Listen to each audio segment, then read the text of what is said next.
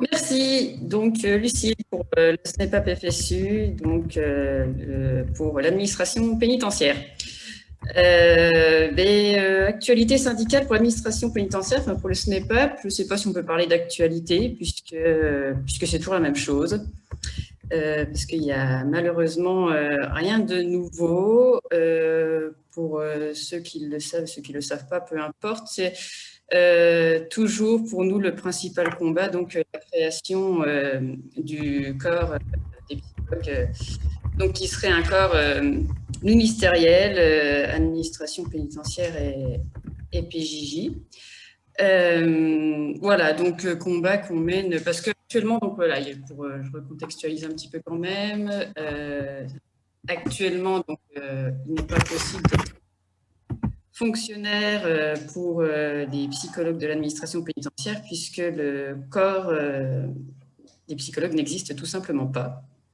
Donc, nous sommes tous contractuels, donc ce qui représente à peu près 300 personnels depuis maintenant plus de 30 ans au sein de l'administration. Laura, si je dis des bêtises, n'hésite pas à m'interrompre. Voilà, donc 300 personnels, tous contractuels. Et donc, ce combat qu'on mène depuis toujours, j'ai envie de dire, mais depuis plus intensément depuis 2012, avec de nombreuses promesses du ministère de la Justice, de la fonction publique, de l'ADAP, voilà, des promesses sans arrêt, comme quoi ce corps va arriver, mais ce corps qui n'arrive jamais. D'où voilà, le fait que pour nous, je vous dis, il n'y a pas beaucoup d'actualité malheureusement, puisqu'on n'arrive pas à avancer sur ce sujet qui est vraiment notre principal combat. Donc, on nous l'avait promis, on a commencé à nous faire des promesses en 2012. Et puis, on a eu un peu plus d'espoir en 2018 avec un projet qui était parti à la DGAFP. Et puis depuis, rien, en fait. Rien du tout. Alors, ce qui est ironique, c'est qu'on tape à beaucoup de portes. Tous nos interlocuteurs nous disent que rien ne bloque, que tout le monde est pour. Et c'est d'ailleurs sûrement vrai que beaucoup de personnes seraient plutôt favorables à cette création en soi. Notamment, on le voit au niveau des directions interrégionales, mais au niveau de la direction de l'administration pénitentiaire. Ils ont conscience qu'ils auraient quand même à gagner dans la création de ce corps et dans la titularisation des personnels. Mais il n'empêche que ça ne vient toujours pas. Là, plus récemment, quand même, puisqu'on est quand même dans l'actualité, en 2020, donc, le SNEPAP FSU, le Bureau national, a été reçu assez rapidement par Nicole Belloubet, donc en juillet. Donc, bon, c'était juste avant qu'elle parte. Hein, donc, elle n'avait pas grand-chose à faire des promesses. Et puis par Éric Dupond-Moretti, donc le nouveau garde des Sceaux, en septembre. Et tous les deux nous avaient dit qu'eux étaient favorables. Super. Mais depuis, donc, favorable, tout en nous disant que c'était en arbitrage dans le bureau du Premier ministre. Bon, quand on nous a dit ça, on ne nous a pas dit grand-chose. Et donc, récemment, moi, j'ai eu un mail de la conseillère au dialogue social du ministre de la Justice, justement, nous disant que suite à une réunion avec le cabinet du Premier ministre, c'était pas très concluant parce que la loi de transformation de la fonction publique n'était pas vraiment en adéquation avec la création de ce corps. Bon, c'est assez drôle, hein. Enfin, nous, oui, bien sûr, on le sait que forcément, c'est pas la politique actuelle de créer des postes de fonctionnaires. On l'a bien compris, on le voit bien, on en fait tous les frais. Bon, mais voilà, c'est quelque chose qui est, on préfère presque en rigoler d'une certaine manière, parce que voilà, nous, je vous dis, ce combat, on le mène depuis longtemps, et puis on nous fait des promesses depuis longtemps, et quand là, en 2020, on nous dit, ah bah oui, mais finalement, c'est pas trop dans l'actualité de la fonction publique, oui, enfin bon, c'est presque ironique. Voilà, donc on continue sur ce combat, et ce qui m'amène à notre deuxième combat d'une certaine manière, mais qui en découle, qui est complètement lié, c'est-à-dire le fait que, en attendant, nous, ce qu'on demande, c'est un meilleur encadrement des contrats, parce que être contractuel, c'est une chose, mais on pourrait être contractuel et avoir des conditions de travail et surtout des conditions d'emploi correctes. Hier, M. Pierru parlait des médecins, enfin, du personnel médical de manière générale qui préféraient presque ne plus être titulaires parce qu'ils arrivaient à eux à négocier des contrats plus intéressants. Bon, pour nous, c'est pas du tout le cas. On n'est pas tous dans la même réalité pour le coup. On n'a pas tous la même réalité, pardon. Nous, c'est contractuel précaire, hein, plutôt. Nous, c'est des psychologues qui partent les uns après les autres. Hein. Il y a un turnover qui est énorme. On va vous dire qu'on a des mails toutes les semaines de gens qui s'en vont, mais presque. C'est des psychologues avec des rémunérations très différentes, mais souvent pas très élevées, hein, qui commencent à 1008 brut, donc 1004 net, et qui ont ce salaire-là pendant des années sans revalorisation. C'est des absences de primes, hein, pas des primes, des non-primes, c'est-à-dire que là où nos collègues titulaires vont avoir des primes par rapport à des indemnités de résidence, des primes de vie chère dans les dom-toms. Bon, visiblement, quand on est contractuel à l'administration pénitentiaire, on n'a pas de problème avec le coût de la vie, puisqu'on n'y a pas droit. Pareil, on n'a pas de problème. On est moins à risque, visiblement, parce qu'on n'a pas de prime de risque, contrairement à nos collègues. Enfin, voilà, on a le droit à pas grand-chose, en fait. Si ce n'est à pas trop faire de bruit quand même, parce que si on fait trop de bruit, comme on a des CDD, hein, c'est pas... voilà, en plus, on pourrait nous donner des CDI, évidemment, mais non, c'est des CDD pendant 6 ans, donc 1 an, 2 ans, 3 ans, ça dépend dans quelle région on est, mais voilà, il faut attendre 6 ans dans tous les cas pour avoir droit à un CDI. Et donc, en attendant, on est un peu sur la sellette. Hein, régulièrement, on est en attente de savoir si on va être renouvelé ou non. Voilà. Et donc, encore cette semaine, malheureusement, là, mardi, j'ai eu une collègue au téléphone qui venait d'apprendre qu'elle n'était pas renouvelée au bout de 4 ans. Voilà. Et qu'elle était très, très compétente. Les équipes étaient très contentes de son travail, mais elle a malheureusement été, comment dire, elle a un peu trop revendicatrice. Elle n'est pas restée à sa place, on va dire, en tout cas pas à celle qu'on voulait qu'elle soit. Et donc, malgré la reconnaissance de son travail par les équipes, on l'a remerciée au bout de 4 ans. Voilà, et ça, pas vous dire que c'est quotidiennement, mais pas loin. Hein. Enfin, c'est quand même très régulièrement qu'on a des collègues qui ne sont pas renouvelés ou, comme je vous disais tout à l'heure, même qui font le choix de partir d'eux-mêmes parce que ras-le-bol, parce que de fait de ce turnover, c'est beaucoup de collègues qui arrivent en permanence, des jeunes collègues qui manquent d'expérience et puis qui ne sont pas forcément toujours bien accueillis, sans formation d'adaptation et donc avec on a tous des fiches de poste très différents parce qu'on crée tous plus ou moins notre poste. Comme on arrive et puis qu'on ne nous dit trop rien, on fait un peu comme on peut. Et pour beaucoup, ça se passe pas si bien que ça. Et donc, voilà, il y a ceux qui ne sont pas renouvelés, mais il y a ceux qui finissent par partir d'eux-mêmes, malheureusement. Donc, c'est aussi des compétences que l'administration pénitentiaire perd, hein, parce que c'est des gens qui se forment sur le terrain, d'apprendre au fur et à mesure. Il y a tout un vocabulaire aussi à apprendre. Hein. Enfin, vous connaissez ça aussi dans vos administrations. c'est des sigles, c'est voilà, un jargon à chaque fois bien particulier et tout ça est à apprendre et à chaque fois, il faut recommencer avec les nouveaux collègues qui arrivent parce que les gens ne restent pas.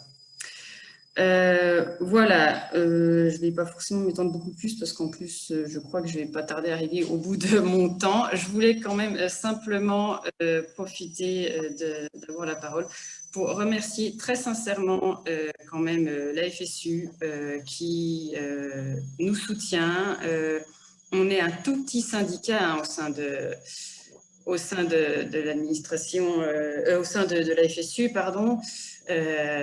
Mais malgré ça, on est soutenu. Honnêtement, encore hier, Benoît Test, je ne sais pas si vous avez fait attention, mais oui, c'était hier, évoque hein, la situation des psy-contractuels au sein du ministère de la Justice. Bernadette Groison le faisait déjà quand c'était elle qui était SG. Voilà, la semaine dernière, j'ai envoyé un mail, enfin, Laura a envoyé un mail à Benoît, dans la demi-heure, il répond. Enfin, on se sent soutenu et merci vraiment à la FSU. Et merci aussi, ils ne sont pas là, mais je les remercie quand même, ensemble du Bureau national du SNEPAP. Alors, les anciens bureaux nationaux que moi j'ai connu, hein, je ne suis pas là non plus depuis des années, était déjà très soutenant. Celui là actuellement, bon, j'en fais partie aussi, donc je connais mieux, a toujours, enfin, n'oublie jamais le statut, enfin, des psychologues, dès qu'ils peuvent en parler, ils en parlent. Et alors que, bon, voilà, il y a toujours plein d'autres sujets et on n'est pas clairement le majoritaire, les psychologues au sein du SNEPAP, hein, mais voilà, dès qu'ils peuvent en parler en audience, à l'ADA, peu importe. Là, je vous dis, on a vu le ministre de la Justice, il y a toujours quelque chose qui est dit pour les psychologues. Voilà, donc un grand merci aussi au Bureau national du SNEPAP, mention spéciale pour Laurence Richard qui porte vraiment ce dossier avec beaucoup d'enthousiasme. Donc un grand merci à tous et je m'arrête là.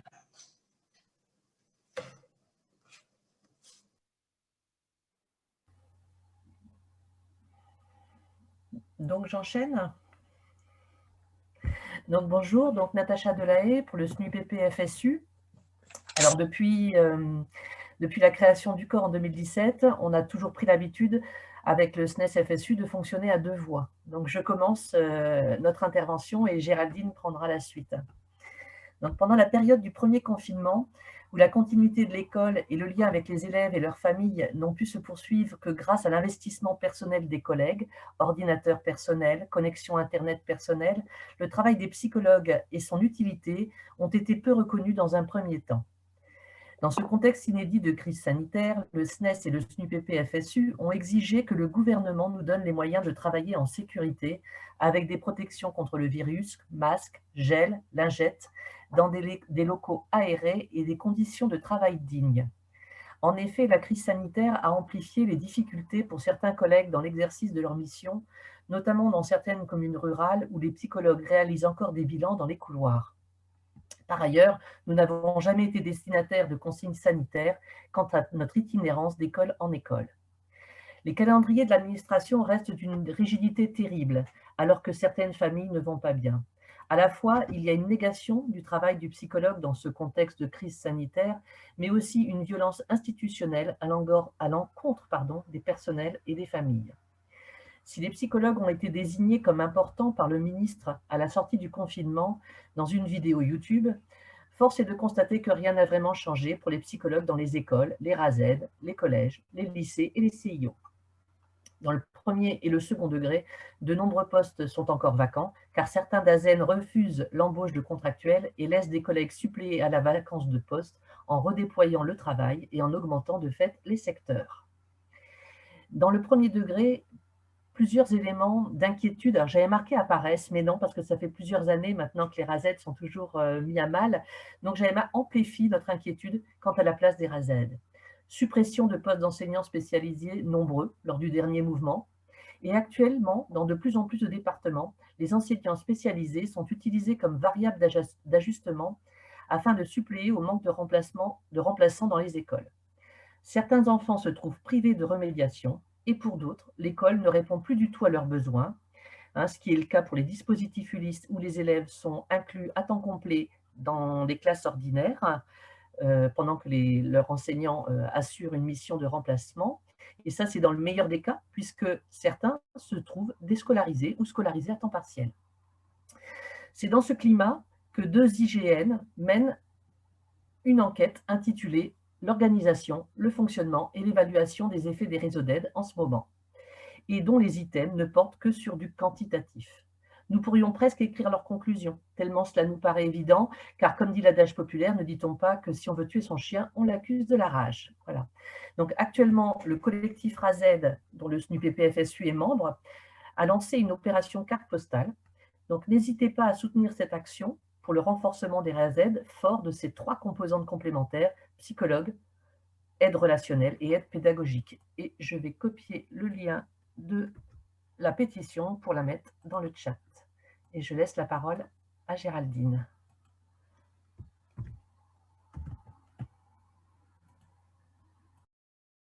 Et le micro, Géraldine. Oui, oui, je m'en aperçois. Alors, je poursuis.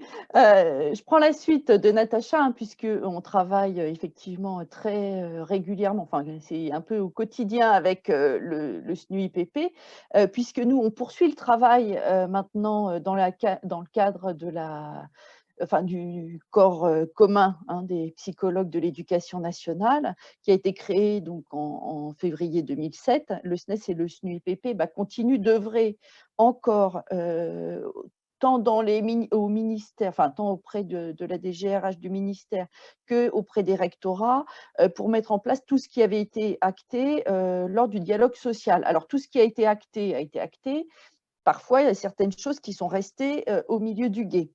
Donc, sur le plan indemnitaire, nous bataillons pour que soient versées au PSIENEDA les indemnités des ex-instituteurs, donc l'indemnité différentielle des PE, et pour qu'il y ait aussi un équilibre, c'est-à-dire qu'il y ait un maintien, on demande qu'il y ait une poursuite et une revalorisation de l'indemnité des psychologues de l'éducation nationale de la spécialité EDO, s'alignant sur l'indemnité du premier degré. Et enfin, on milite aussi pour que l'indemnité de charge administrative des directeurs de CIO soit revalorisée, parce qu'en fait, cette revalorisation est restée dans le placard du ministère et qu'on aimerait bien qu'elle en sorte.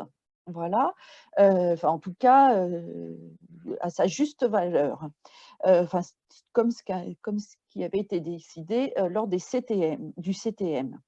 Voilà, donc on continue bien entendu à œuvrer, à demander que soient mises en place des liaisons alors au sein des spécialités, entre les deux spécialités, au sein des spécialités, mais nous demandons aussi que des réunions institutionnelles soient mises en place pour les psychologues EDA, comme ce qu'il se fait dans les CIO, puis dans les réunions de centre, ainsi que des réunions institutionnelles donc entre les psys des deux spécialités qui commencent quand même à se mettre en place petit à petit, mais il faut continuer à aller vers ce mouvement et c'est ce qu'on fait au niveau du SNES et du SNUIPP-FSU. Enfin, sur le plan de la formation et des stagiaires notamment, donc de la formation initiale des stagiaires, on intervient pour que soit mis en place, alors de notre formation du concours, on intervient que soit mise en place la formation passerelle entre les deux spécialités, qu'on ne pourra pas dissocier de l'équilibre indemnitaire entre les deux spécialités, EDA, EDO. Et enfin, nous, on milite au SNES et au SNUIPP pour une formation continue à la hauteur des besoins et de qualité. Enfin, on intervient aussi, c'est quelque chose de très important, puisque a priori, en tout cas le premier degré est un petit peu délaissé et on entend aussi bien entendu améliorer parce que le second degré n'est pas mieux loti dans certaines académies. Donc on essaye d'impulser ce qui a été vraiment, ce qui a été initié lors de la création du corps. Et enfin, au niveau de la formation initiale donc de nos stagiaires, on demande qu'il y ait un cadrage national, hein, pour le choix des stagiaires, des tuteurs, pardon, et en académie, enfin des jurys de concours et sur la possibilité pour les stagiaires d'effectuer, leur stage en académie, hein, pour, à la fois améliorer leurs conditions de travail, hein, quand on est stagiaire, mais aussi permettre à un plus grand nombre de collègues d'être tuteurs, hein, notamment ceux des académies limitrophes des centres de formation. Voilà, enfin, le SNES et le SNU-IPP militent aussi pour que la psychologie, enfin les psychologues de l'éducation nationale et la psychologie dans l'école, hein, soient reconnus en tant que tels, pas rattachés à un service de santé scolaire sous l'égide d'un médecin, par exemple, ou même rattaché, par exemple, à l'ASH, hein, l'adaptation scolaire et le handicap. C'est une lutte commune. Alors, en tout cas, pour le service de santé scolaire, c'est aussi une lutte qu'on mène avec les collègues du SNICS, hein, les infirmières scolaires et conseillères de santé, et les collègues du SNU-ACFP, les assistants, assistantes de service social. Donc ça, c'est quelque chose qu'on mène ensemble, puisque depuis la loi Confiance, il y a eu des velléités de certains parlementaires qui se sont poursuivis, hein, même si dans la loi de confiance, ça a été retoqué. Ces volontés et ces projets de certains parlementaires reviennent parfois à la surface. Et notamment, on a vu l'année dernière un rapport de la Cour des comptes préconisant un service de santé. Donc nous, on est complètement opposés et on est vraiment dans une lutte avec tous les collègues, hein, que je citais, hein, le SNES, le SNU-IPP, le SNICS et le SNU-ACFP. Enfin, comme tous les fonctionnaires, on est bien entendu aussi concernés par la loi de la fonction publique, de modernisation de la fonction publique. Et comme dans l'éducation nationale, on a des inquiétudes sur l'éducation prioritaire. Pour notre spécificité EDO, j'en viens aux spécifiques. On est aussi dans une bataille sur les postes, hein, ce qu'on appelle nous la bataille pour les postes. Vous voyez notre petit l'arrière-plan qui s'affiche derrière moi. C'est un visuel qu'on compte envoyer au ministère, au rectorat, avec demande, hein, d'audience, tout simplement parce qu'on s'aperçoit que tous les postes, enfin les postes qui sont ouverts au concours ne suffisent plus, hein, pour que notre profession soit, pour sortir de l'eau, il faudrait bien plus de postes, hein, le triple. Alors, on va peut-être pas obtenir le triple tout de suite, mais en tout cas, il faut le demander. Il faut demander un maximum de postes. Et donc, on fait cette opération-là. Donc, il faut soutenir et donc envoyer, hein, dans les équipes de CIO, se mobiliser et envoyer ces cartes au ministère et dans les rectorats. Enfin, cette bataille des postes contre l'extinction, hein, la mise en extinction de la spécialité EDO,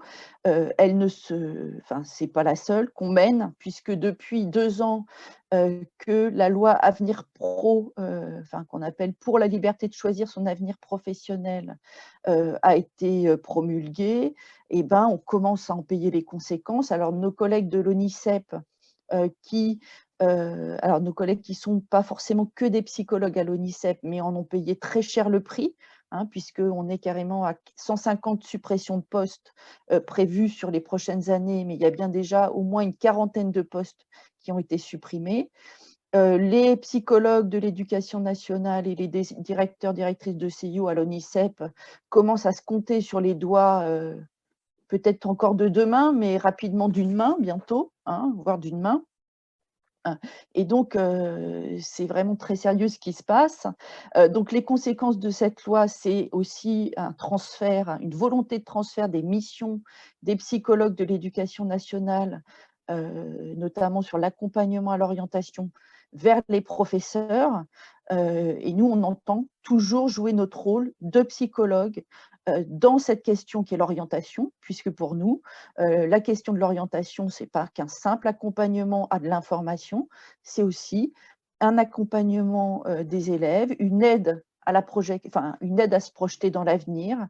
Il y a des questions d'identité, là-dedans. Et donc, c'est bien une affaire de psychologue aussi. Donc, si on travaille auprès d'enseignants, c'est chacun à sa place et on entend bien garder la nôtre et en tout cas, on bataille ferme pour ça au SNES. Voilà. La bataille au SNES pour les psychologues EDO, c'est bien entendu sur les conditions de travail également. Hein, donc, on en a parlé ça avant, mais d'autant plus que quand la crise sanitaire nous a rattrapés, on était déjà sur des CIO qui étaient parfois menacés.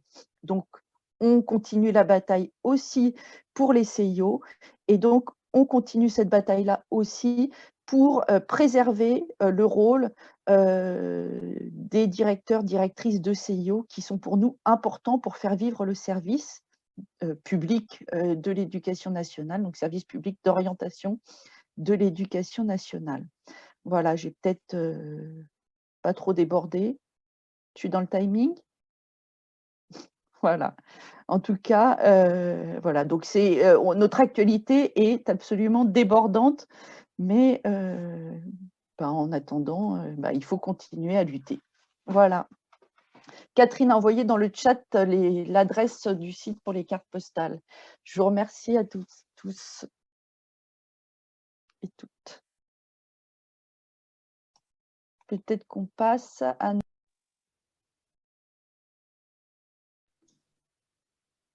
Passe la parole à Alexia, c'est ça? C'est ça. Merci. Bonjour à tous, donc Alexia Père pour le Syndicat national des personnels de l'éducation et du social protection judiciaire de la jeunesse, donc la justice des enfants. Alors je vais commencer en actualité par comment le confinement a été vécu et imposé à la PJJ. Comme les autres secteurs, hein, nous avons été lors du premier confinement complètement mis à l'arrêt, sans aucun moyen, si ce n'est nos moyens personnels de téléphone et d'ordinateur, pour rester en contact avec les adolescents et les familles que nous suivons. L'administration a appelé ça du télétravail. Nous, on réfute ce terme, hein, c'est ce que je disais hier. C'est pas du télétravail, c'est du travail distancié, parce que d'une part, c'est pas un choix, c'est quelque chose qui nous a été imposé. Et puis surtout, on n'a ni les moyens matériels nécessaires, ni pour la plupart d'entre nous d'un endroit où s'isoler pour travailler sereinement et en respectant la confidentialité. La confidentialité nous a posé beaucoup de questions parce qu'entre les réunions Zoom, qui est quand même un réseau très controversé, entre les dossiers envoyés par mail, les noms de jeunes, tout ça, vraiment pour nous c'était une transgression du secret professionnel et ça nous a beaucoup posé question. Voilà. Alors l'administration, elle, a pensé que nous avons eu une continuité des prises en charge. Mais non, parce que nous avons été très limités. Même quand nous nous sommes battus pour, on n'a jamais gagné de pouvoir intervenir dans les situations d'urgence. Et du coup, on a quand même laissé beaucoup de jeunes sur le bord de la route. Les plus précaires, les mineurs isolés étrangers, bien sûr, qui se retrouvaient donc sans contact, et les jeunes incarcérés, puisque les parloirs étaient interdits. Et donc, non seulement ils ne pouvaient pas voir leur famille, mais même, donc du coup, ni leur éducateur, ni un psychologue. Pareil pour les jeunes les plus précaires qui, je suppose que c'est pareil à l'éducation nationale, et pour qui, quand ils sont en insertion, le fait d'avoir un ticket restaurant, ça leur assure un seul repas équilibré et chaud de la journée, et là, du coup, plus rien, ils n'avaient vraiment plus rien. Et nous, on a vraiment été interdits d'intervenir.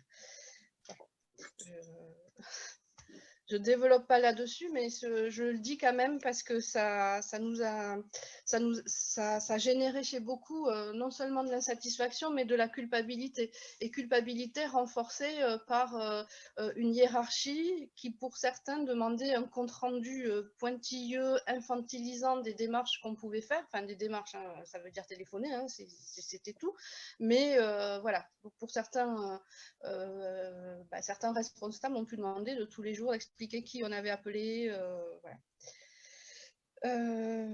Bon. Donc ce travail qu'on a fait aussi, nous on est plusieurs psychologues, mais même éducateurs, à avoir défendu que nous ne ferions pas d'entretien clinique, ni éducatif, ni social, que ce n'était pas possible dans ces conditions-là, que ce que nous ferions, c'était d'écouter l'angoisse, c'était d'apporter des conseils si nécessaire, c'était d'écouter ce qui se jouait sur la scène familiale, dans les angoisses, mais certainement pas de continuer à faire le travail que nous faisons habituellement, c'est-à-dire un travail d'évaluation, d'appeler un jeune au milieu de toute sa famille, imaginons, et de parler de la dynamique familiale ou de choses comme ça. Voilà, donc notre intervention, hein, je ne le nie pas, je pense qu'elle a été essentielle, mais ce n'était pas une intervention clinique. Donc après le premier confinement, il y a eu, comme pour tous les fonctionnaires et comme j'imagine pour vous, une distribution tout à fait inéquitable de la prime Covid, complètement inique. Voilà, selon les endroits, selon les régions, elle a été comme ça distribuée de façon très aléatoire. À la sortie du confinement aussi, on s'est retrouvé face à une charge de travail importante. Il fallait recommencer à zéro pour tisser le lien fragile avec le public accompagné, accomplir les nombreuses démarches suspendues, essentiellement aussi déjà avec l'éducation nationale aussi, en démarrer d'autres, en lien avec la déscolarisation des jeunes, enfin en tout cas le fait que très peu des jeunes que nous suivons ont suivi une scolarité en distanciel pendant le confinement. La précarité financière des familles, c'est ce que je disais, hein, ça s'est accéléré forcément. Et puis les effets psychologiques du confinement. Puis pareil, assister aux audiences, puisque la justice avait été mise entre parenthèses pendant un certain temps, mais que tout a recommencé après. Voilà. Donc depuis notre administration, je ne sais pas si c'est pareil pour vous, mais en tout cas, elle tente de nous vendre que le suivi par téléphone, l'accompagnement distanciel, c'est un acquis de la période de confinement et que ce serait certainement bien de le développer dans le monde d'après. Voilà. Alors nous voyons bien ce qu'elle a y gagné, hein, c'est-à-dire augmenter la norme des mesures prises en charge au lieu de s'occuper de 50 jeunes comme actuellement. C'est sûr qu'en faisant qu'un accompagnement téléphonique, on pourra en prendre en charge le double. Voilà. Et puis surtout la destruction des collectifs de travail. Ça, c'est une évidence que c'est ce qui a été vécu. Voilà. Et nous, nous continuerons à défendre au contraire l'importance de la valeur du lien, de la relation éducative et clinique, de la prise en compte de la réalité psychique, du temps donné aux enfants pour évoluer. Et nous continuerons à porter que la seule mission du psychologue à la PJJ compatible avec le télétravail est la rédaction des écrits. C'est ce que nous avons porté lors des comités techniques sur le télétravail en lien avec le Ce n'est pas possible puisque c'est un comité technique ministériel. Alors, autre actualité pour les psychologues, le Code de la justice pénale des mineurs qui remplace l'ordonnance de 1945, c'est-à-dire le texte qui fonde la justice des enfants et à partir duquel tous les adolescents sont jugés, a été abrogé par effectivement Nicole Belloubet et en 2020 il va être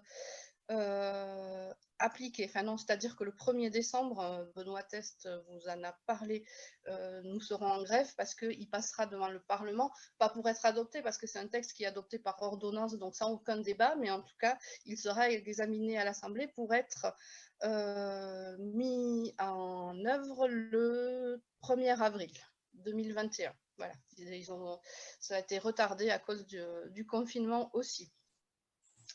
Alors, ce code de la justice pénale des mineurs, nous sommes tous en grève parce qu'il va modifier en profondeur nos missions et que selon nous, il dégradera la qualité d'accompagnement des enfants et des adolescents parce que le temps laissé à l'éducateur, au psychologue, va être réduit. C'est-à-dire que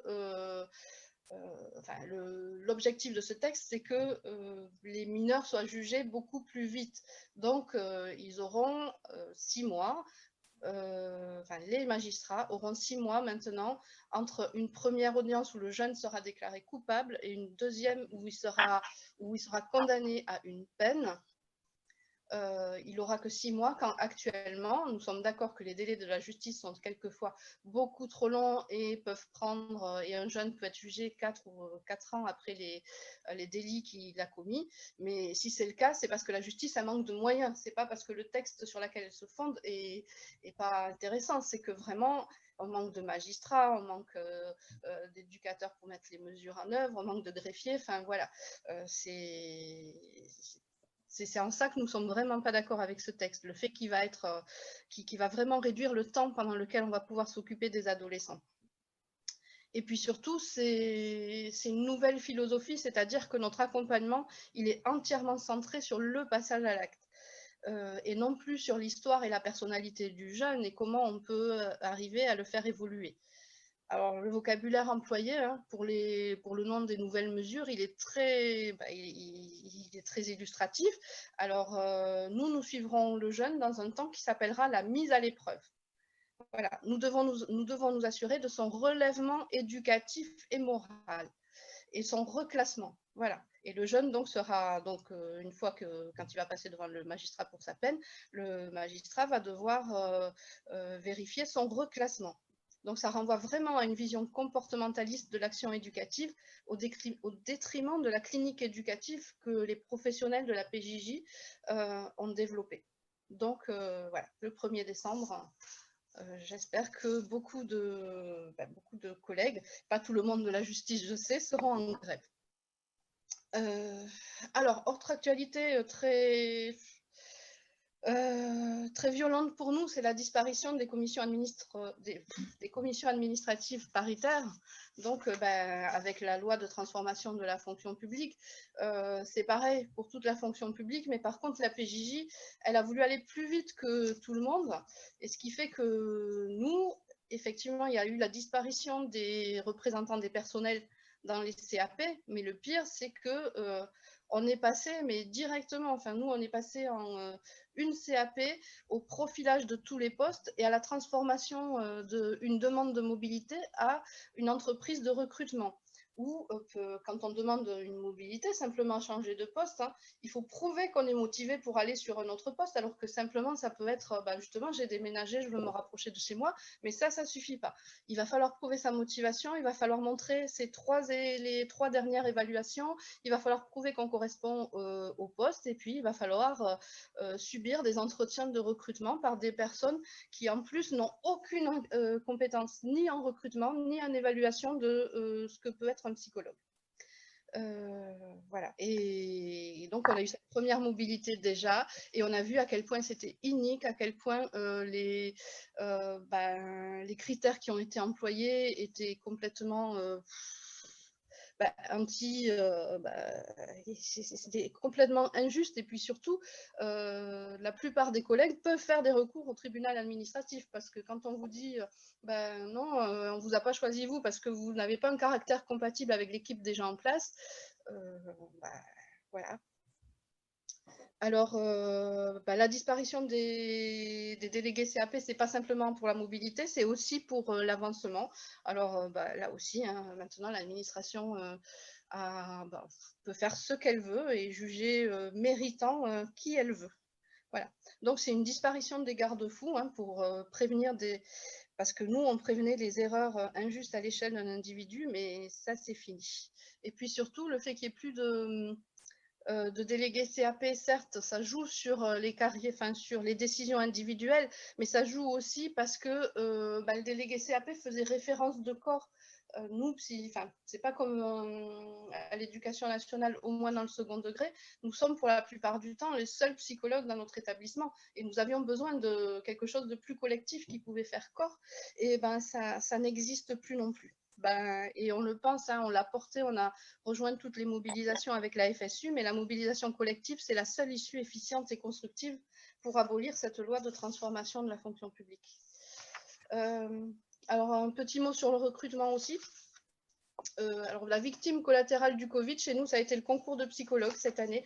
C'est le seul concours de recrutement qui a été annulé. Tous les autres, éducateurs, directeurs, ont continué, mais celui-là, il a été reporté. Et on nous dit que ce n'est pas annulé, mais enfin, ce qui veut dire qu'il n'y a eu aucun psychologue fonctionnaire recruté. Et ce qui veut dire aussi que nous aussi, on a de plus en plus de personnel contractuel. Hein, on en est à plus de 40% maintenant. Et que ça ne va pas s'arranger, hein, c'est ce que disait Lucille. Nous, notre ministre, il est très clair, hein, Dupond-Moretti, il a dit que le budget de la justice, il augmenterait pour des sucres lents. Il appelle sucres lents des contractuels qui vont venir faire une tâche et puis qui, quand cette tâche sera terminée, seront mis à la poste. Voilà. Qu'est-ce que je voulais dire d'autre? Oui, alors... on va avoir besoin d'autant plus de psychologues que le Code de justice pénale des mineurs nous donne une autre mission. Jusque-là, les psychologues intervenaient essentiellement dans les mesures judiciaires d'investigation éducative pour une évaluation de la situation. Voilà. Quand ils avaient de la chance et qu'ils n'étaient pas trop chargés, ils pouvaient intervenir à la demande de collègues sur d'autres mesures. Mais j'insiste bien, c'était à la demande de collègues ou décidé lors d'une réunion de synthèse. Là, le nouveau code de justice pénale des mineurs, il va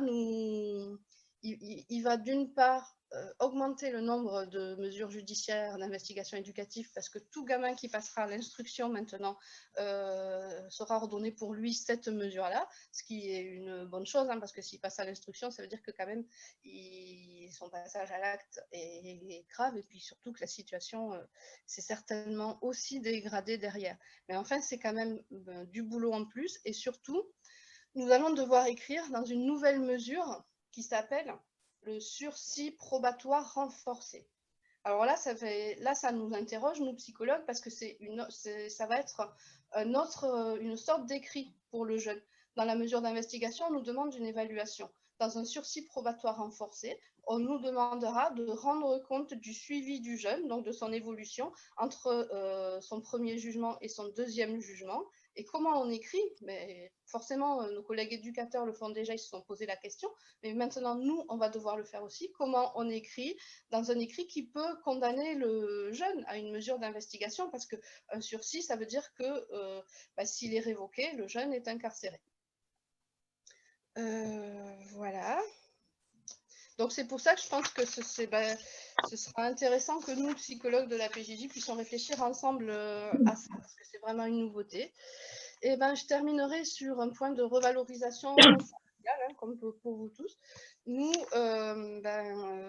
le SNEPS, nous demandons à la FSU de porter le dossier d'un alignement de l'ensemble des différentes grilles salariales des différents corps de psychologues dans la fonction publique d'État sur la grille la plus avantageuse, c'est-à-dire celle de l'éducation nationale avec son 3e grade.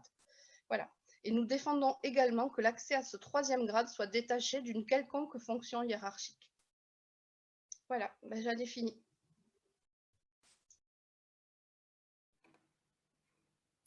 Merci Alexia. Alors nous allons passer, il nous reste je pense le SNU Pôle emploi. Alors mesdames, qui prend la parole? Hop là, alors j'ai Elisabeth ou Sylvie, si je ne me trompe pas. Voilà. Sylvie? Alors, je peux peut-être commencer et puis Elisabeth complétera. Donc, nous, à Pôle emploi, nous sommes à peu près 1 millier de psychologues sur les 900 agences de Pôle emploi. Nous sommes tous en CDI. Il n'y a pas de CDD. Il y a peut-être eu à tel endroit un remplacement par-ci par-là, mais la réalité des postes, ce sont des postes en CDI, des postes à temps complet, et nous pouvons demander du temps partiel. Donc, quand j'entends la précarité de toutes les collègues, je suis effectivement très surprise, parce qu'on imagine toujours que les choses elles vont quand même être un peu tirées vers le haut. Ce que nous avons vécu, donc nous sommes arrivés à Pôle emploi, je l'avais déjà dit l'année dernière, mais bon, je le redis sans difficulté. La psychologie et les psychologues existent à Pôle emploi depuis le 1er avril 2010. La réalité de notre fonction était qu'au départ, nous étions dans des agences de services spécialisés, aux côtés de conseillers et de conseillères qui étaient aussi dits spécialisés. Accompagnement des licenciés pour motifs économiques, accompagnement des jeunes, l'accompagnement à l'international, la plateforme de vocation dans le cadre des méthodes de recrutement par simulation. Voilà, des dispositifs spécialisés. Et au 1er avril 2017, pour beaucoup, mais pour certains, à partir de janvier 2017, nous avons été éclatés, atomisés, complètement isolés professionnellement. Notre lutte sur 55 000 salariés de Pôle emploi a eu très peu de poids. Il y a eu un certain nombre d'enquêtes qui ont montré les risques psychosociaux de l'isolement professionnel. Voilà, la direction générale n'en a eu que faire. Et donc, nous sommes majoritairement soit pas de psychologue, soit isolés seuls dans une agence. Et une agence, ça peut être 15 conseillères, ça peut être 25 conseillères, ça peut être 120 conseillères. Et donc, il n'y a pas de prorata, ni en fonction du nombre de demandeurs d'emploi d'un bassin, ni en fonction du nombre de conseillers ou conseillères, ni en fonction des problématiques des demandeurs d'emploi, des salariés, des travailleurs handicapés, des détenus, des jeunes, puisque notre fonction nous amène à recevoir tous ces publics-là, majoritairement à la demande d'un conseiller, d'une conseillère, à la demande de la MDPH, à la demande d'un partenaire. Voilà, nous avons, je l'avais dit l'année dernière, mené une action contre Pôle emploi, contre notre employeur par rapport à notre intitulé métier, parce que nous sommes arrivés à Pôle emploi et la psychologie est arrivée à Pôle emploi avec un intitulé psychologue du travail. Et en 2016, pour des raisons inopportunes, cet intitulé a été supprimé. Nous sommes devenus des techniciennes hautement qualifiées, n'est-ce pas? Et donc, nous avons lutté et obtenu gain de cause par le biais d'une action en justice contre Pôle emploi, parce que nous avons créé des collectifs régionaux de psychologues, un collectif national. Le collectif national s'est doté d'une association qui a pu ester en justice. Donc, cette première action a été positive, puisque nous avons pu avoir gain de cause et récupérer des bulletins de salaire, pas l'entièreté des bulletins, mais une partie des bulletins de salaire avec la mention psychologue du travail. Et notre action, ce qui nous préoccupe actuellement, c'est la question de la confidentialité, parce que force est de constater que dans un certain nombre d'agences, les psychologues sont mis dans des bureaux ou avec des vitres. Et donc, la confidentialité, elle est aussi sur l'aspect visuel, voire avec des cloisons tellement fines que des conseillers ou des conseillères peuvent dire « Oh, j'ai entendu tout ce qui s'est dit dans ton bureau ». Donc, on assure la confidentialité ni pour le professionnel, ni pour le demandeur ou la demandeuse d'emploi. Donc, c'est inacceptable. Donc, nous sommes dans cette démarche-là. Je ne dis pas, et nous ne disons pas que pour les 1000, c'est la même chose, mais il suffit que ça concerne une collègue, un collègue et quelques demandeurs d'emploi, et c'est inacceptable. Donc, voilà. Ce qu'a dit hier Elisabeth, et je la laisserai continuer sur la question de l'activité pendant le confinement, effectivement, ça se traduit, admettons, dans notre région, aussi par l'attribution des non-primes, puisque sur 88 psychologues, il y a eu 2 primes d'attribuer. Nous avons été mises, donc en absence autorisée pour la plupart, alors que nous étions en activité et nous maintenions l'activité. Donc, cette lutte et cette dénonciation n'a pas donné lieu à modification pour la plupart. Et donc, voilà, pas d'attribution de primes, pas de valorisation de l'activité menée pendant le confinement.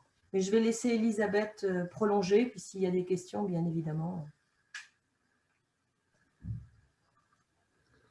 Oui, non, mais j'ai du coup pas énormément de choses à ajouter. J'ai vu une collègue qui a, donc de Pôle emploi qui a mis quelques remarques sur le chat. On est actuellement 1000 psychologues du travail à Pôle emploi. Globalement, par rapport à ce que j'ai entendu ce matin, on a des conditions de travail et des conditions de contrat qui sont quand même largement plus confortables que ce qui peut se faire ailleurs, hein, puisqu'on est en CDI, temps complet, avec des salaires qui sont pas brillant, mais quand même raisonnable pour des psychologues. Par contre, on est devenu 1000 indépendants. Il n'y a plus du tout de collectif, enfin, sur le travail, hein, il n'y a plus tellement d'activités collectives. On n'a plus rien du tout au niveau du national qui dirige la barque. On n'a pas de gens qui réfléchissent, une sorte de bureau des méthodes, hein, je ne sais pas comment appeler ça, de gens qui réfléchissent à notre activité, qui proposent des activités communes qui seraient déployées sur toute la France. Donc, chaque psychologue, dans son agence, navigue à vue, fait ce qu'il est capable de faire, ce qu'il a envie de faire, ce que son agence lui demande.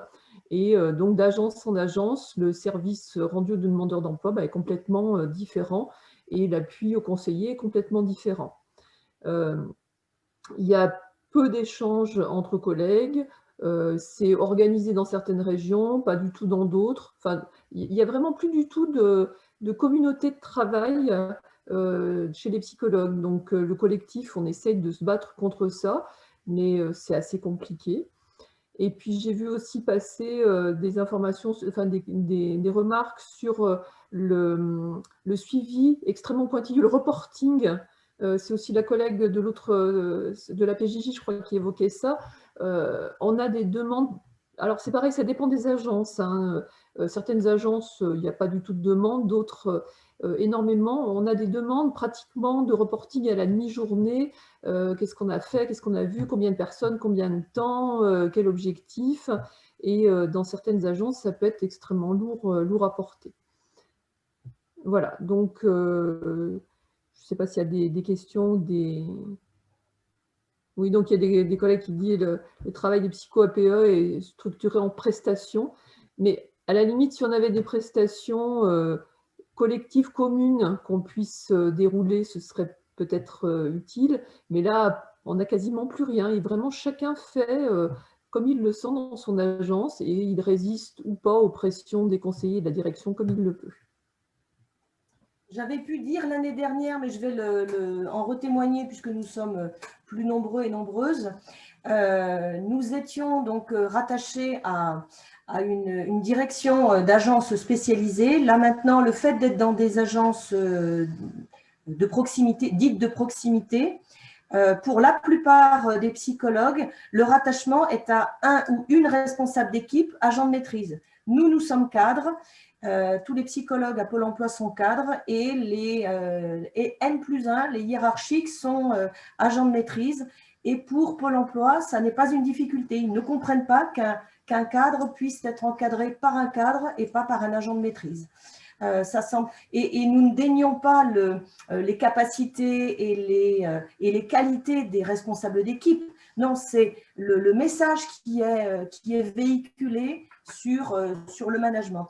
Certaines collègues sont rattachées à des équipes de gestion des droits, donc l'indemnisation. Certaines sont rattachées à une équipe entreprise. D'autres peuvent être rattachées à une équipe de conseillers, conseillères. Enfin, il y a vraiment des confusions et cette atomisation au sein des agences amène, comme le dit Elisabeth, mais une disparité énorme.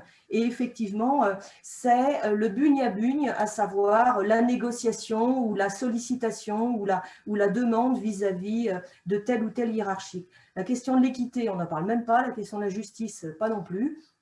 La transparence, alors là, ce serait vraiment un gros fantasme de croire à une quelconque transparence. Ça ne veut pas dire que notre quotidien soit dans la dureté, ce n'est pas ça que je dis. Hein. Ce que je veux dire, c'est qu'il n'y a pas cette possibilité de se dire que dans telle ou telle agence, ça va fonctionner naturellement et normalement de la même manière.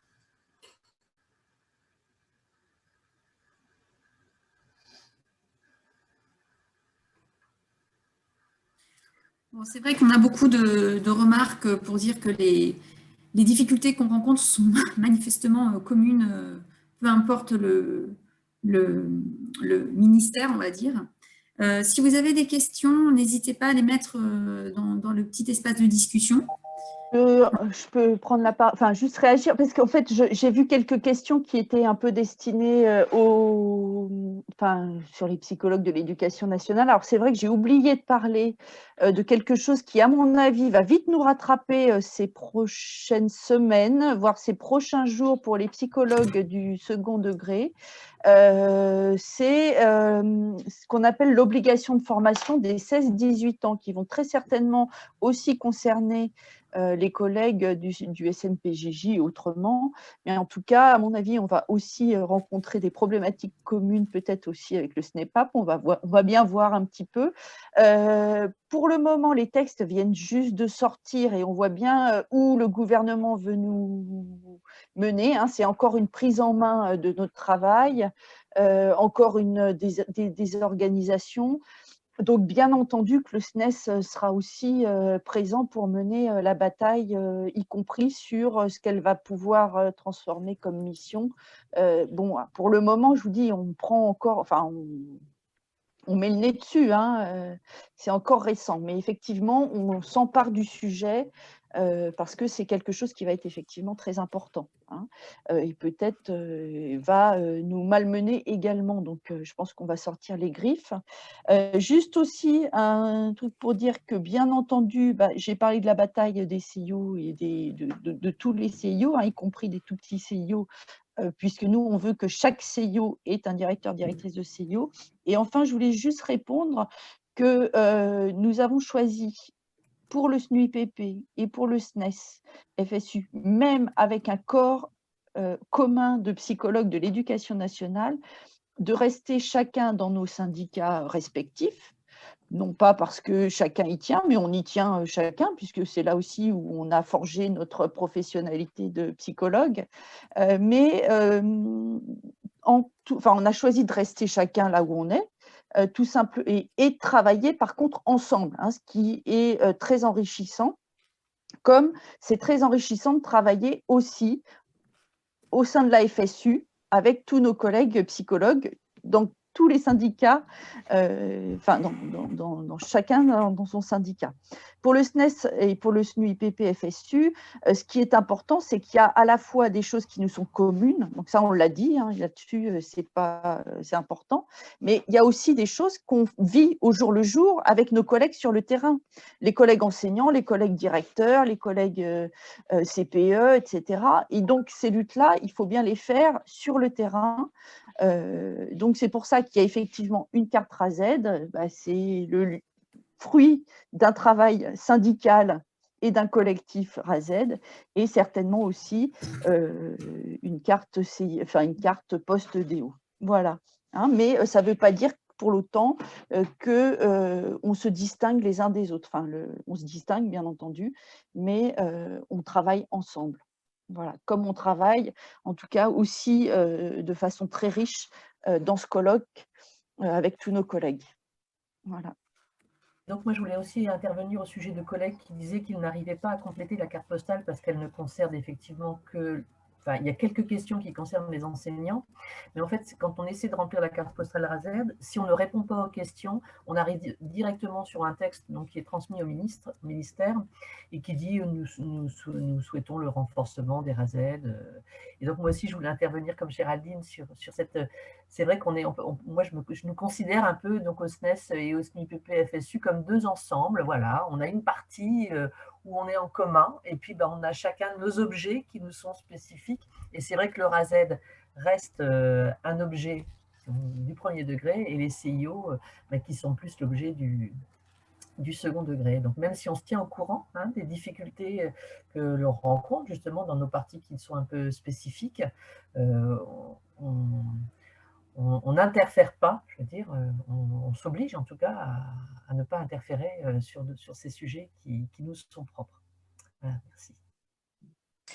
Peut-être je peux prendre la parole pour le SNEPS pour non pas compléter mais renforcer les propos d'Alexia, pour donner un exemple concernant donc l'attaque qui a été faite vraiment de l'autonomie technique des psychologues pendant le confinement. Alors, c'est une autonomie technique qui est régulièrement, même si on nous dit qu'elle est consacrée à la PJJ, elle est régulièrement très attaquée.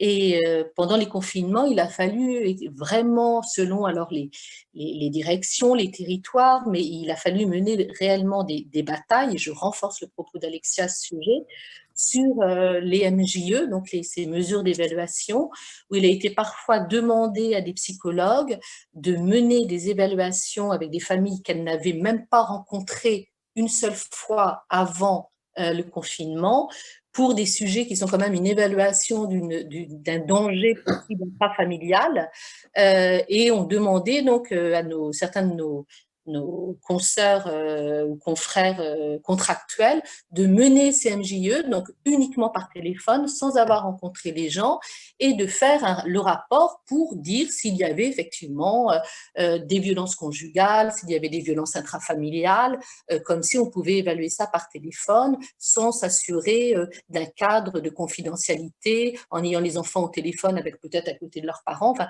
quelque chose de complètement fou. Et ça a été une vraie bataille pour assurer nos collègues dans leur possibilité de dire non. Donc ça, je voulais le souligner parce que cette attaque de l'autonomie technique, elle est régulière dans certains territoires ou certains services, mais elle a été renforcée par ce confinement parce que les gens étaient isolés. Voilà, donc ça, je trouve vraiment qu'il faut le souligner parce qu'on n'en a pas fini avec cette attaque et le confinement avec l'isolement qu'il installe entre les collègues renforce ça. Donc voilà, je voulais attirer l'attention sur ça. Et puis sur l'autre point concernant les nouvelles CAP, sans du tout représentation paritaire, dont Alexia a parlé, je voulais aussi souligner que dans les nouvelles pratiques mises en œuvre par nos directions pour attribuer ou non le hors-classe, le mérite, ou même effectivement une mobilité, et notamment pour la mobilité, il y a eu très très régulièrement les responsables d'unité ou les directeurs qui se sont téléphonés entre eux pour savoir ce qu'ils pensaient de l'agent et si c'était plutôt pertinent de le prendre ou non. Ce qui est quand même une dérive absolument inquiétante et critiquable pour le moins. Voilà.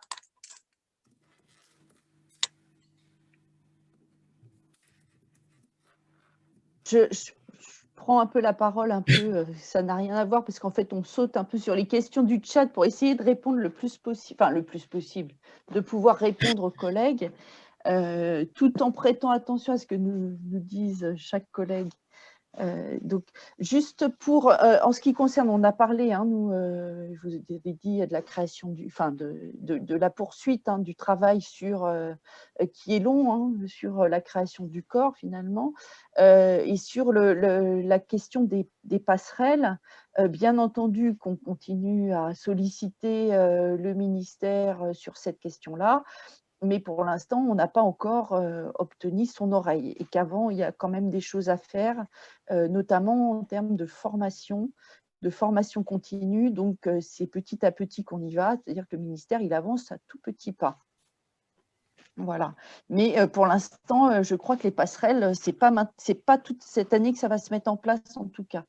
C'est pas, pour 2020 ou 2021, ce ne sera pas tout à fait ça. Pour rebondir sur ce que disait Géraldine, depuis la création du corps, on demande la réunion d'un GT formation. Et à chaque fois, alors là, on nous dit qu'il est reculé à cause du Grenelle de l'éducation. À chaque fois, le ministère a de bonnes raisons pour ne pas se plonger dedans. Et on est repoussé comme ça au calendrier grec à chaque fois. Et ce n'est pas faute d'insister. Je laisse Catherine. Oui, juste par rapport à ces engagements-là qui avaient été négociés au moment de la discussion sur le statut, le nouveau gouvernement s'est empressé de déchirer en fait ces engagements qui avaient été pris, puisque nous avions donc négocié aussi bien sur l'ICA des directeurs de CIO l'indemnité pour charges administratives, sur l'alignement sur le haut des indemnités des psy EN-EDO, sur la question des passerelles qui forcément est en lien avec cet alignement des indemnités, parce que le mouvement qui est en jeu là et les conceptions du ministère par rapport à la spécialité du second degré, c'est de dissocier, comme l'a dit Géraldine, orientation et psychologie. Donc, tout ce qui va vider la spécialité EDO, soit parce qu'on ne recrute pas, soit parce qu'on ne recrute plus que des contractuels, soit parce qu'on incite en fait les PIEN du second degré à passer dans le premier degré, tout ça est tout bénéfice pour ce ministère qui veut transférer la charge de l'accompagnement de l'orientation aux enseignants. Derrière ça, il y a une bagarre syndicale et une bagarre contre les inégalités. Parce que la représentation de l'avenir, la projection dans l'avenir, c'est une affaire, comme l'a dit Géraldine, éminemment psychologique. C'est une affaire sociale, c'est une affaire singulière, c'est une affaire familiale. Et donc, les psychologues, ils peuvent faire des liens entre tout ça. Les profs, ils ne peuvent pas. Ils sont en positionnement d'évaluateurs. Et ils sont en position aussi d'avoir une place dans le système qui les fait regarder davantage les résultats scolaires et ne pas avoir accès à toute la complexité. Donc, c'est vraiment une bagarre syndicale pour la démocratisation des études quand on se bat sur la question des liens entre psychologie et orientation. Et donc, évidemment, avec le ministère et le gouvernement qu'on a, ça ne vous étonne pas que c'est là-dessus qu'ils essayent d'attaquer en premier, quoi. Voilà.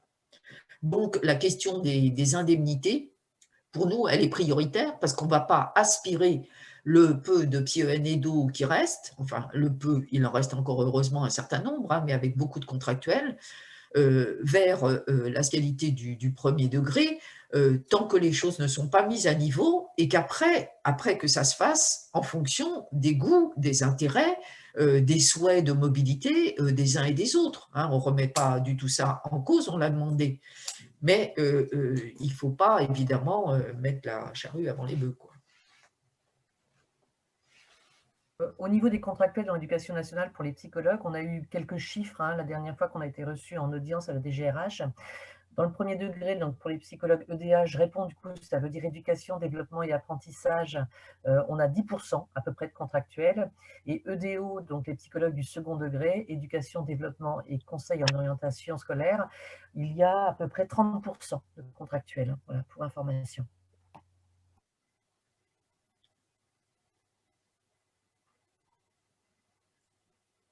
Alors, juste par rapport aux aspects CDD, puisqu'on en a parlé tout à l'heure, donc Sylvie disait qu'il n'y avait pas de CDD à Pôle emploi, ce qui est plutôt bien de ne pas avoir de CDD, mais ça veut dire aussi qu'il n'y a pas de remplacement. Donc, quand un psychologue ou une psychologue tombe malade, part en congé maternité, en congé parental, etc., comme il n'y a pas de CDD, il n'y a pas de remplacement. Donc, on nous a mis en agence pour qu'on rende de service au plus près de l'usager, etc. Sauf que quand le psychologue unique de l'agence est en arrêt, voire comme c'est arrivé dans une agence de mon agglomération en congé parental pour les parties 1 an et demi, je crois, et pendant 1 an et demi, il n'y a pas de psychologue dans l'agence en question. Et les demandeurs d'emploi, ma foi, tant pis, ils font sans, les conseillers font sans. Voilà, donc ne pas avoir de CDD, c'est aussi parfois une difficulté parce que du coup, on ne rend plus le service parce qu'il n'y a plus personne pour le faire.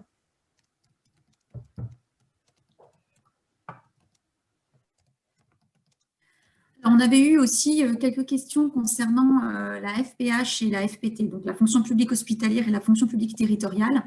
Donc, on n'a pas d'éléments sur la fonction publique hospitalière parce qu'il n'y a pas de syndicat de la FSU à l'hospitalière. Voilà, tout simplement. Et les questions sur la territo, si nos collègues psychologues étaient aussi en difficulté ou quelles difficultés ils pouvaient rencontrer à la territoriale. Alors, on n'a pas non plus d'éléments, mais on a bien un syndicat qui est le SNUTER FSU, qui est donc le syndicat FSU dans la territoriale. On a 1 ou 2 spectateurs aujourd'hui qui sont de la territoriale, mais pas des psychologues. On n'arrive pas encore pour l'instant à les faire venir sur ce colloque, mais on espère que l'an prochain, ils pourront témoigner aussi de leurs difficultés dans leurs spécificités.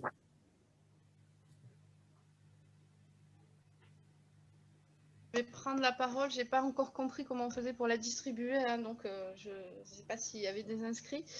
Non, là, vas-y, ça tourne. Non, merci Laura.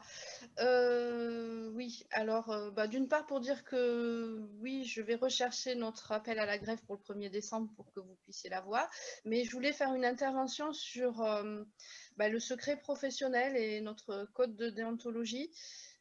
Parce que ce texte, les nouvelles dispositions de la justice vont rendre possible dès le mois d'avril le fait que des adolescents soient placés en internat par un juge des enfants. Ce qui serait donc plus simplement un choix des parents, mais qui serait une sanction judiciaire. Et ce qui veut dire qu'on donne aussi au directeur d'établissement de l'internat, on va lui demander de rendre compte de l'évolution des enfants, donc d'envoyer des rapports aux magistrats comme nous le faisons nous. Et voilà. Donc ma question c'était, on a l'habitude de travailler avec l'éducation nationale. La plupart du temps, nous transmettons des informations à des professionnels soumis au secret professionnel, c'est-à-dire les psychologues de l'éducation nationale ou les assistants de services sociaux et ou les infirmiers. Mais là, la loi nous demande en gros, nous défait de ce secret professionnel et nous demande de transmettre l'ensemble des informations concernant un jeune à, je ne sais pas moi, un CPE, un directeur d'établissement, ce que jusque là, nous ne faisions pas. Donc, voilà. Donc, je ne sais pas, moi, en tant que psychologue, si mon code de déontologie me protège de ça, parce que je ne pense pas, parce qu'après, c'est le nouveau code de justice pénale des enfants, et c'est une circulaire du ministère de la Justice, non, de la protection judiciaire de la jeunesse, qui me demande ça. Mais en tout cas, pour moi, c'est un vrai problème dans l'évolution, à la fois que un directeur d'établissement d'internat devienne l'interlocuteur direct du juge des enfants, parce que d'habitude, forcément, c'était nous qui retransmettions ses propos, c'était jamais lui qui écrivait directement, et le fait que on considère que on peut transmettre des informations concernant les jeunes à tout le monde. Donc ça, c'est un souci. Alors forcément, on voit bien dans notre société à quel point ce secret est de moins en moins possible. Et nous, ça a été vraiment vrai quand il y a eu des jeunes impliqués dans des histoires dites de terrorisme. Voilà. Et je vais laisser Catherine répondre. Pardon. Juste sur ce sujet-là, pour répondre à Alexia, je pense aussi qu'on a un boulot à faire pour informer sur la question du code et de sa réactualisation. Et en particulier, donc c'est vrai que les psychologues ne sont pas professions nommées comme étant par mission soumis au secret professionnel, mais nous le sommes par fonction. Et il y a eu des jurisprudences qui ont tranché l'affaire, et par rapport à des psychologues pour lesquels on exigeait qu'ils produisent des documents, ça a été jugé contraire en fait à la mission qui était, aux fonctions qui étaient confiées aux psychologues et au code de déontologie. Donc je pense qu'il faut vraiment résister énormément là-dessus, tous ensemble, quoi. Donc voilà, on vous donnera on fera passer les références de la jurisprudence si vous voulez. Je ne les ai pas là sous le nez.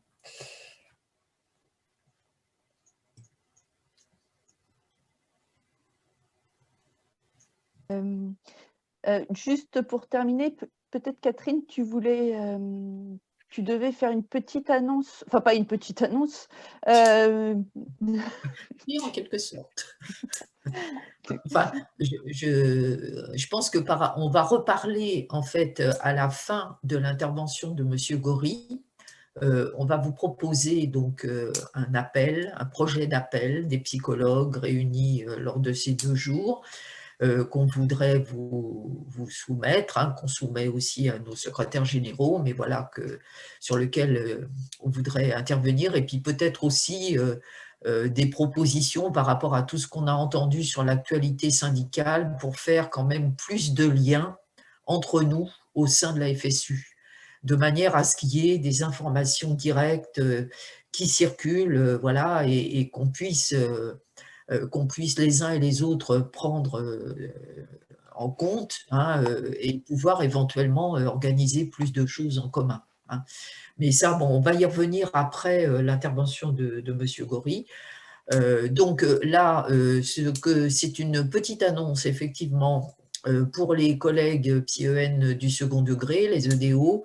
Nous avons là, parmi les spectateurs, un collègue qui fait une recherche sur les questions d'orientation, Erwan Lehou, et qui souhaiterait donc rencontrer en fait des PSYEN EDO de toute la France pour les interviewer et pour pouvoir avoir des matériaux pour sa recherche. Donc, si Erwan veut bien nous mettre un mail sur lequel les collègues qui sont intéressés peuvent le contacter, je pense que c'est le plus simple. Alors, j'ai donné la possibilité à Erwan de parler. S'il veut ajouter un petit mot, normalement, il peut prendre le micro. Oui, bonjour. Je ne sais pas si on m'entend. Oui. Si. Oui, très rapidement, déjà, merci Catherine de cette présentation, et puis merci de me laisser rapidement la parole. Tu disais, Catherine, tout à l'heure qu'il y a une volonté du ministère de dissocier l'orientation de la psychologie. C'est ça qui m'intéresse. Et derrière, quels sont les acteurs qui vont intervenir à la place et quels effets ça peut avoir sur l'orientation des élèves, pour le dire vite. Et donc évidemment, je m'intéresse à votre métier, notamment en ce qui concerne l'accompagnement à l'orientation, même si j'ai bien compris que c'était complètement lié au reste de vos missions et qu'on ne pouvait pas séparer les deux.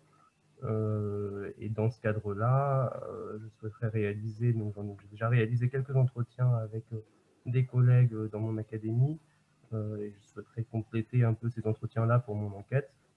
Des entretiens qui peuvent durer environ 2 heures. Après, ça dépend beaucoup de vous, en fait, parce que certains parmi vous ont beaucoup à dire et parlent bien plus longtemps. Des entretiens qui sont assez libres. Il n'y a pas de questions imposées sous la forme d'une discussion, mais je crois qu'en général, en tant que psychologue, vous connaissez un peu ce genre d'entretien. Et voilà, je fais assez court, mais voilà, globalement, pour vous dire l'objet de mon annonce. Donc, je vous mets de quoi me contacter dans le chat, et je vous remercie beaucoup. Sans avoir la prétention de synthétiser et de suivre l'intervention de M. Gory, enfin de Roland Gory, qui est extrêmement riche et sur laquelle il va falloir continuer à penser. Je pense qu'il y a quand même, par rapport au thème qu'on a évoqué dans ce colloque, un certain nombre de choses, en tout cas, qui, pour moi, retiennent l'attention.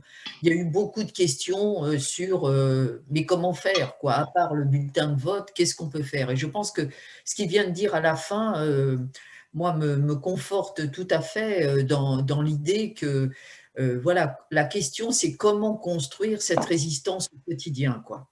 Et construire cette résistance au quotidien pour qu'elle soit large et qu'elle essaye d'entraîner le maximum de collègues, moi je pense que c'est quand même autour des métiers, autour de la construction de collectifs de pairs, hein, du refus, ce qu'il a dit sur le refus de l'urgence, hein, de l'individualisation et de l'obligation à répondre individuellement toujours plus vite, etc. Le refus des protocolisations aussi, ça a été dit, le respect du code de déontologie. Il a également, et ça je pense qu'on se retrouve là-dedans, insisté sur la fonction d'alerte des psychologues, c'est-à-dire les psychologues, tels qu'on voudrait qu'ils restent à une place que moi j'appelle avec Claude le coussin compassionnel, quoi. C'est-à-dire les gens vont mal, on les écoute, on essaie de les regonfler, ils repartent en combat, ils se refont retoquer et ils reviennent chez le psy pour avoir voilà, quelques séances et que ça aille un peu mieux. Mais ça n'ira jamais mieux si on ne transforme pas les conditions. Donc les psychologues, ils ont aussi une fonction d'alerte sociale à jouer. Et en tout cas, c'est ce que nous, à la FSU, on essaie de porter. Et puis, par rapport à l'histoire, alors, bon, je ne sais pas comment les collègues qui travaillent avec les adultes voient ça, mais en tout cas, pour ceux qui travaillent avec les jeunes, la question, c'est bien quand même comment réinscrire, en fait, le parcours de ces jeunes dans une histoire, dans un développement social. En tant que psychologue d'Edo, moi, je vois bien ça autour de la question de l'avenir, quoi. Comment est-ce que, à partir de ce qu'on connaît des métiers, des sociétés du passé, on arrive à faire le lien avec ce qui se passe aujourd'hui et ce qui pourrait se passer plus tard. Donc, il y a quand même pas mal de pistes qui ont été développées sur le terrain par nos collègues qui travaillent avec les enseignants sur ces thèmes-là. Mais je pense que ça a été dit déjà hier, la culture, l'histoire, les sciences humaines et sociales sont quand même les points d'ancrage sur lesquels on peut s'appuyer en tant que psychologue. Et puis, dans la mobilisation, il y a évidemment, et dans la défense, il y a l'outil syndical, quoi. C'est-à-dire que peut-être que tous les collègues qui participent au colloque n'ont pas encore sauté le pas de la syndicalisation, parce que les syndicats, ils en ont pris un gros coup sur la tête. C'est quand même la première défense des salariés à abattre. Et donc, je pense que ce gouvernement s'est particulièrement illustré.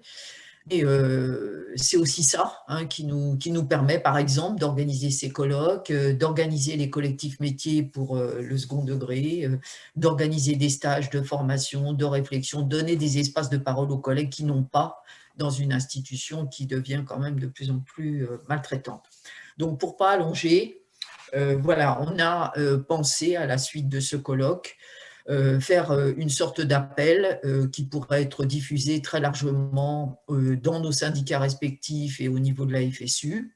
Alors, c'est un projet qu'on va un petit peu retravailler, revoir, mais bon, on souhaitait quand même vous le lire et recueillir éventuellement vos réactions à chaud dans le chat, comme ça peut nous permettre aussi de l'enrichir. Mais pour le moment, donc, voilà, je vais procéder à la lecture. Voilà, donc la pandémie qui s'est répandue depuis mars dernier a mis en lumière l'importance des services publics, mais aussi leur état actuel, fruit des politiques passées visant à les affaiblir et à les dénigrer. La situation de l'hôpital public est emblématique. Les modes de management, je vais lire là, les modes de management qui s'y pratiquent, agiles et à flux tendu, servent de modèle dans bien d'autres administrations et services. Ce sont eux qui mettent en cause les règles, les droits, les moyens, tout ce qui peut apparaître comme des entraves au capitalisme financier. Ils se caractérisent par un déni du réel, des situations concrètes de vie et de travail des individus. Pourtant, ce retour brutal de la réalité a ébranlé pour un temps les certitudes de ce gouvernement. Le plus rien ne sera jamais comme avant ressemble malheureusement de plus en plus à avant en pire, avec les dernières lois liberticides, notamment la loi de sécurité globale et la loi de programmation de la recherche. Après un temps d'ignorance délibérée sur les effets psychologiques du confinement et de la crise sanitaire, économique et sociale qui s'ensuit, le gouvernement semble le prendre en compte. Il reconnaît l'augmentation des états dépressifs, du recours accru à des médicaments, du phénomène de retrait social ou de violence intrafamiliale qu'on a pu observer. Mais que fait-il? Il discourt. Il enjoint aux psychologues dans nos différents secteurs d'être en première ligne pour rassurer, apaiser, accompagner, soutenir. C'est effectivement une part des missions des psychologues. Mais ils et elles refusent d'être instrumentalisés, de servir de coussin compassionnel et dédouaner à bon compte ceux et celles qui sont en partie responsables des difficultés d'aujourd'hui. Encore faudrait-il pouvoir répondre présent, que dans l'éducation nationale, au ministère de la Justice, à Pôle emploi, les psychologues ne soient pas les variables d'ajustement et ne subissent pas les blocages de Bercy sur leur recrutement, les créations de postes et la titularisation des contractuels. Encore faudrait-il que ce gouvernement s'intéresse à la complexité des métiers et aux attentes de ceux et celles qui les exercent. encore faudrait-il que ce gouvernement prenne véritablement en compte les besoins des personnes. Quel coup d'arrêt au licenciement boursier? Quelles mesures sociales pour les plus démunis? Quelles possibilités réelles de formation choisies et non subordonnées à la menace de la suspension des aides, par exemple dans le plan « Un jeune, une solution » Quelle prise en compte des conditions d'études dans les écoles, les collèges, les lycées? Les psychologues ont aussi la responsabilité de participer à la transformation des conditions d'études, de vie et de travail et de permettre aux personnes de retrouver du sens, des perspectives, un avenir possible. Ils et elles doivent s'inscrire dans les mobilisations unitaires prévues en janvier 2021, demander un plan d'investissement conséquent pour les services publics qui ont bien montré toute leur utilité et exiger des recrutements et la fin des contrats précaires. Localement, il s'agit aussi de réunir des collectifs de travail afin de favoriser les échanges sur les nouveaux dilemmes de métier dus aux nouvelles conditions d'exercice, faire respecter la déontologie et les statuts des psychologues. Voilà, merci. Et donc, voilà, s'il y a des réactions à chaud, vous pouvez les mettre dans le chat, comme ça on essaiera d'en tenir compte. Voilà, et sinon, donc, dès qu'on a un retour, on le fait passer donc, pour tous les syndicats qui sont présents ici et pour la FSU. Voilà.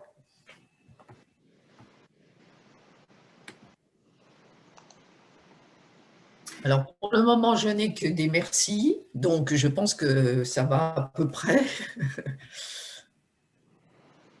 Voilà. Voilà, donc… Alors, je vais vous remettre dans l'espace de… Oui. Françoise. Pour terminer, peut-être qu'on espère que le prochain colloque ne sera pas à distance, mais bien en présentiel. Oui, bien sûr, on espère ça. Et j'en profite pour ne pas oublier de signaler que nous avions prévu des journées donc, des psychologues de l'éducation nationale, SNES et SNU, IPP ensemble, fin janvier. Vu le contexte, nous allons reporter donc vraisemblablement à fin juin, comme d'habitude. Donc, ça sera dernière ou avant-dernière semaine de juin. Et donc, on l'espère très fortement en présentiel. Voilà. Alors, je vous redonne dans l'espace de discussion les liens vers tous les documents que vous pouvez télécharger concernant ce colloque. Vous y trouverez donc le 8 pages de ce colloque qui reprend les actualités syndicales des psychologues présents dans ce colloque. Je vais arrêter de dire ce mot-là. Vous retrouverez aussi du coup la synthèse du 7e colloque.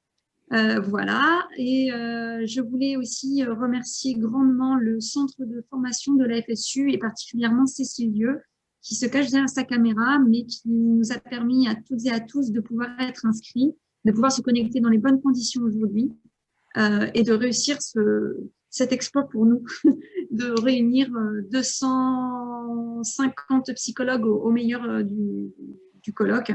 Voilà, donc merci aussi à tous ceux qui se sont inscrits. Catherine? Juste une chose que j'ai oubliée dans l'action et l'action syndicale. Vous voyez, on est un petit collectif qui a préparé donc ce colloque de tous les syndicats. On a pris l'habitude de travailler ensemble pour les préparations de colloques, mais peut-être en fonction des actualités syndicales qui ont été évoquées par les uns et les autres, j'évoquais la possibilité de faire une sorte de lettres d'actualité que pourrait reprendre les uns et les autres et qui ferait un peu le point sur où est-ce qu'on en est dans les différents secteurs, ce qui nous permettrait quand même de mettre à jour un certain nombre de points communs dans les attaques qui nous sont faites et peut-être aussi dans les pistes de résistance et de succès. Donc, parce qu'on a vu quand même qu'il y a un certain nombre de convergences dans ce qui nous arrive. Donc voilà, l'idée je propose avec le collectif donc de poursuivre notre travail en dehors de simplement la préparation des colloques et puis peut-être d'adopter le principe voilà, d'une lettre qu'on pourrait au moins mettre sur nos sites et peut-être sur le site de la FSU, informant régulièrement de l'actualité de nos différents secteurs. Voilà.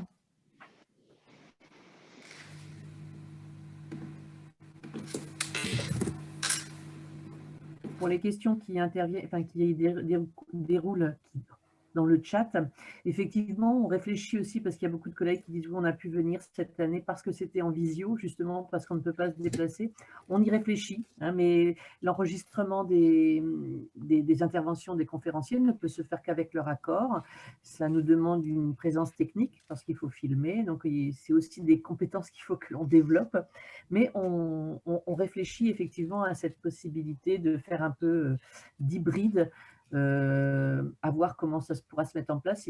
Je ne pense pas que ce sera en simultané, mais en tout cas peut-être une mise à disposition des enregistrements a posteriori du colloque. Et puis, voilà, nous avions évoqué tout à l'heure le SNUTER, donc nos camarades psychologues qui sont dans la territoriale. Nous avons du coup dans nos spectateurs Hervé Hurtebise, qui est un secrétaire national du SNUTER et qui, s'il souhaite dire un petit mot pour les collègues psychologues du SNUTER, n'hésite pas à prendre le micro. Oui, là vous m'entendez? Oui. Oui, je vais dire un petit mot, je vais pas insister plus que ça. Alors moi je suis Hervé Hurtebise, secrétaire national du SNUTER FSU. Je travaillais dans les services de l'aide sociale à l'enfance, je suis éducateur spécialisé dans les services de l'aide sociale à l'enfance d'un département, le Val-de-Marne. C'est vrai que les psychologues, nous en croisons beaucoup, nous les territoriaux. Moi, vous avez compris, dans mon secteur d'activité professionnelle, nous avons effectivement des psychologues dans les EHPAD également, des psychologues dans les crèches, dans les PMI, voilà, dans un certain nombre de secteurs.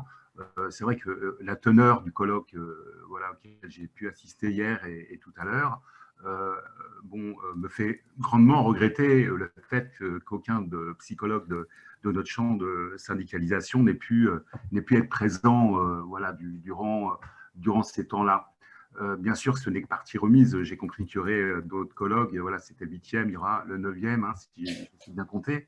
Et nous y serons évidemment présents et nous impliquerons à la hauteur aussi des attaques qui sont, enfin, pour donner aussi aussi de notre côté la manière dont nous sommes attaqués, le champ des sciences humaines d'une manière générale. On le voit aussi d'ailleurs, par ailleurs, je fais une petite incise pour les assistants sociaux, les éducateurs spécialisés, les éducateurs de jeunes enfants, les conseillers en économie sociale et familiale, où on voit que toute la partie sciences humaines de nos formations se réduit de réforme en réforme et que le sens de notre travail, dans le même temps, parallèlement, de manière concomitante, se réduit également. C'est-à-dire la pensée se réduit à l'acte lui-même et à l'acte sur le court terme. On sait très bien que dans nos secteurs, il s'agit de travailler à long terme et de penser sur le long terme. Voilà, c'est juste un petit mot. Voilà, en passant, je vous remercie en tous les cas pour ce colloque, pour la teneur de ce colloque, pour les éléments de pensée, de réflexion, de hauteur de pensée, de hauteur de vue, de faire le pas de côté qui nous permettent de réapproprier aussi ce qui fait œuvre dans la société et qui nous déstabilise. Merci à vous.